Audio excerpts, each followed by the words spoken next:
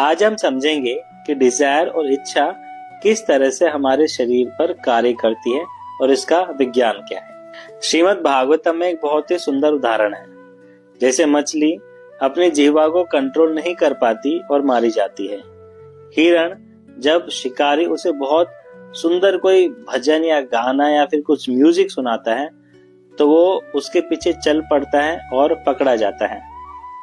वहीं पर मधुमक्खी या भंवरा अपनी सुगंध के कारण उसे बहुत अच्छी स्मेल आती है, वो एक कमल के पुष्प में बैठता है और वहां फंस जाता है। आंखों के लिए उदाहरण बताते हैं कि एक कीड़ा जो अग्नि को देखता है और उस पर कूद जाता है, और वहीं हाथी जो स्पर्श के लिए लालायित होता है, हथनी के पीछे भागते हुए वो एक खड्डे में गिर जाता है। तो हम देखते हैं कि इन सभी जानवरों में एक एक इंद्रिय के कारण इनकी मृत्यु हो जाती है या ये मुश्किल में पड़ जाते हैं। अब उस व्यक्ति का क्या होगा जिसकी पांचों इंद्रियां क्रियाशील है, जिसकी पांचों इंद्रियां एक्टिव है, तो उसकी तो क्या ही हालत होगी। और वो व्यक्ति कौन है? हम, मतलब मनुष्य, जिसकी सभी इंद्रियां बहुत एक्टिव है और इसके कारण वो कई बार मुश्किलों में आता है और कई बार इवन मर भी जाता है। इसीलिए भगवत गीता में भगवान कृष्ण दूसरे अध्याय के 71वें श्लोक में इन इच्छाओं को त्याग करने की बात करते हैं कि आप इनको संयमित करें और अपने जीवन का उद्धार करें। अब प्रश्न आता है कि ये इच्छाएं डेवलप कैसे होती है, इनका विकास कैसे होता है। जब आपका माइंड किसी व्यक्ति विशेष या वस्तु विशेष पर आसक्त होता है, अटैच हो जाता है, तो वो इच्छा को डेवलप करता है, उसे जनरेट करता है। उदाहरण के लिए अल्कोहल स्वाद में बिल्कुल बेकार होता है, परंतु कहा सुनने की वजह से माइंड वहां अटैच हो जाता है, इसलिए व्यक्ति की इच्छा डेवलप होती है कि मुझे भी जाके ड्रिंक करनी चाहिए। दूसरा उदाहरण, एक बार एक राजा पेड़ को जाके पकड़ लेते हैं और पकड़ने के बाद जोर जोर से चिल्लाते हैं, हे मंत्री, हे सैनिकों, मुझे बचाओ, ये पेड़ मुझे छोड़ नहीं रहा।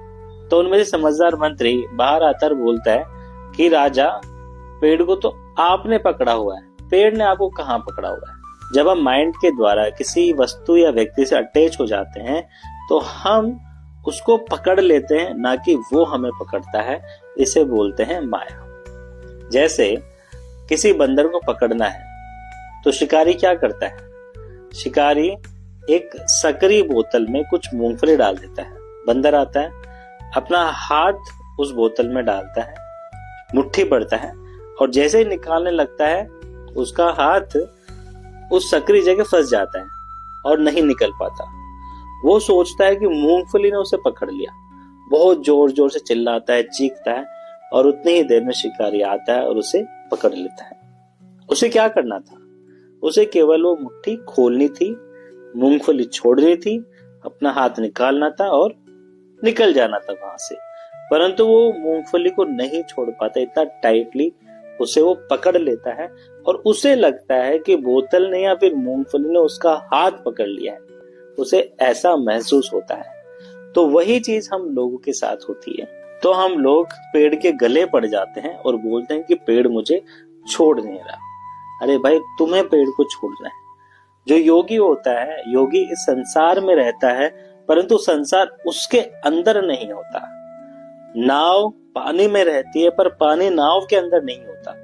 अगर पानी नाव के अंदर भरेगा तो नाव डूब जाएगी। अगर योगी के अंदर संसार बहेगा या भरेगा तो योगी डूब जाएगा। तो उसी तरह से अगर हम वस्तुओं से आसक्त रहेंगे, अटैच रहेंगे, तो हम लोग डूब जाएंगे और हम लोग निराश हो जाएंगे। तो हमें चाहिए कि हम संसार में रहें, परंतु संसार को अपने अंदर ना रखें। तो उसके लिए क्या किया जाए, तो वो हम देखेंगे अपने अगले एपिसोड में। हरे कृष्ण।